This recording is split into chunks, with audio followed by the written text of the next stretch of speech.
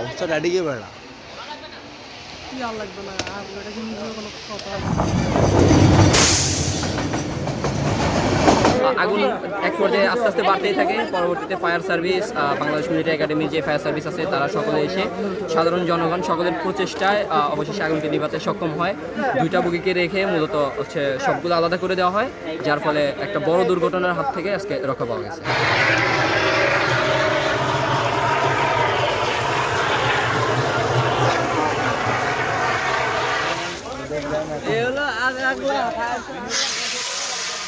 আমি যখন দোকানে ছিলাম তখন আগুন সামান্য আগুন ছিল। তখন আমি পাশে আমার গেটম্যান, তখন গেটম্যানের বলতেছি যে ফৌজদারহাট অফিসে আপনি ফোন দেন, কে নিয়ে আগুন লেগছে। ফোন দেওয়ার সাথে সাথে ওইখান থেকে ব্রেক দেখতে দেখতে এখানে ব্রেক করছে, আগুন আরও আগুন জ্বলতেছে। সরকারের নিচের অংশে আমরা কিছুটা আগুন দেখতে পাই। এরপরে স্থানীয় জনগণ ও রেল কর্তৃপক্ষ যারা আছেন তারা সকলে মিলে আগুনটা নিভানোর চেষ্টা করে। যেহেতু আগুনটা আস্তে আস্তে বেড়ে যাচ্ছিল, নিভতেছিল না, পরে হচ্ছে এখানে সেনাবাহিনী আসে, তারাও হালকা পরিসরের চেষ্টা করে। প্রথমে অগ্নি নির্বাপনের যে প্রাথমিক যন্ত্রগুলো আছে এগুলো দিয়ে হচ্ছে তারা আগুন নিভানোর চেষ্টা করে।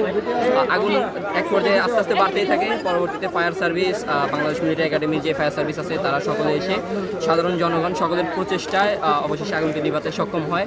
এরপরে হচ্ছে বগিগুলো আলাদা করে দেওয়া হয়, যার ফলে বড় ধরনের দুর্ঘটনার হাত থেকে আজকে রক্ষা পাইছে। নাহলে যদি বগিগুলো একসাথে থাকতো হয়তো সবগুলোতেই আগুন লেগে যেত একের পর এক। দুইটা বগিকে রেখে মূলত হচ্ছে সবগুলো আলাদা করে দেওয়া হয়, যার ফলে একটা বড় দুর্ঘটনার হাত থেকে আজকে রক্ষা পাওয়া গেছে। আমরা একটা আগুনের মেসেজ পাই যে বিএম গেটে আগুন লাগছে একটা ট্রেনের বগিতে।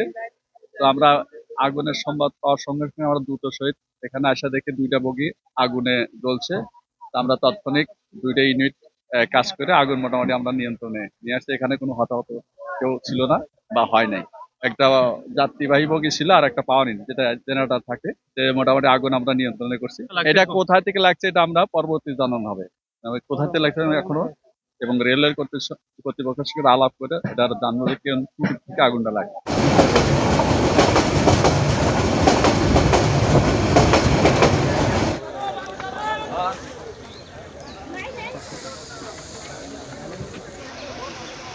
আর কি দুয়া মারি আকাশ সাপ অবস্থাটা এদিকে বেড়া কি আর লাগবে না আর এটা কিন্তু কোনো কথা না। সিট অকল দৌড়ি যাবে নাকি